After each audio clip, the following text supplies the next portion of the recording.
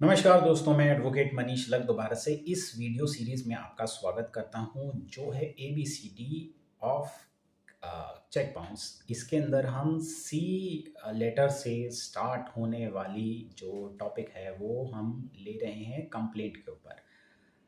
तो इसके अंदर सबसे पहला जो केस है कंप्लेंट, बेसिकली जो कंप्लेंट हम दायर करते हैं ये उसके ऊपर वीडियो है। सबसे पहला जो केस है वो है यूनाइटेड इंडिया वर्सेस विनोद भाई का केस है। इसके अंदर एक्यूज ने ये कहा था कि इनको ब्लैंक चेक दिए गए थे कंप्लेनेंट को और इन्होंने अपने आप भर दिए और अपना नाम भर के लगा दिए और ये फॉर्जरी का केस है। बट वो ये चीज़ प्रूव कर पाया था, इसी बेसिस पे ही ये कि कंप्लेंट जो है वो डिसमिस हो गई थी। जी देखिए, हमने पिछली वीडियोस या आने वाली वीडियोस में भी हम डिस्कस करेंगे कि अगर एक्यूज जो है ऐसा कर दे कि मैंने तो ब्लैंक चेक दिए थे और उसने भर दिया, तो कोर्ट ने कहा नहीं नहीं 138 चलना चाहिए। लेकिन ये केस टू केस डिपेंड करता है। जैसे इस केस के अंदर ये जो पर्टिकुलर 138 का केस है ये क्वैश कर दिया था, ये कहा था कि ये 138 का नहीं बनता, आपने फॉर्जरी करी है इसके अंदर। उसका फैक्ट ये है कि इन्होंने इस पर्टिकुलर केस के अंदर वो फैक्ट्स ऐसे आए होंगे जिसके बेसिस पे कोर्ट ने ये कहा होगा।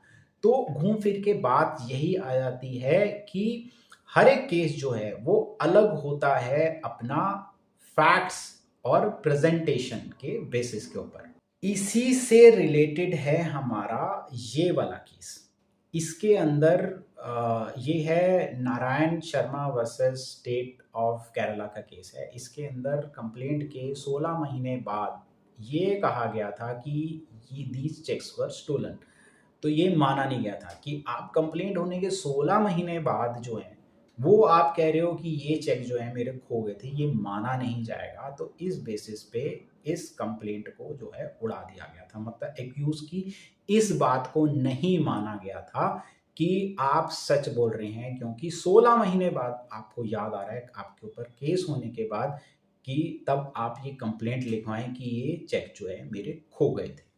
तो इस छोटे से वीडियो का आखिरी हम केस डिस्कस करते हैं, वो है रवि वर्सेस चितियार का केस था। इसके अंदर कंप्लेंट जो सेक्शन 138 की चेक बाउंस की जो कंप्लेंट है उस वो जब चल रहा था, उस चलने के दौरान एक्यूज ने कंप्लेनेंट के ऊपर आईपीसी की 406, 465 और 468 के तहत 406, 465, 468 के तहत केस करना चाहा था, जो कि कोर्ट ने डिसअलाउ कर दिया था। कहा था कि ये चीज नहीं हो सकती क्योंकि ये अब आपके आफ्टर थॉट है।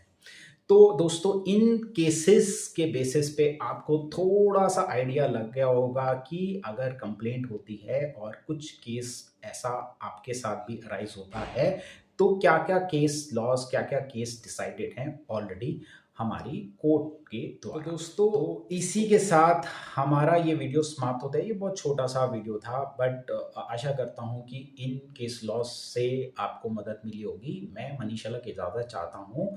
मिलते हैं अगले वीडियो में, तब तक के लिए भगवान आप सबकी रक्षा करें। नमस्कार।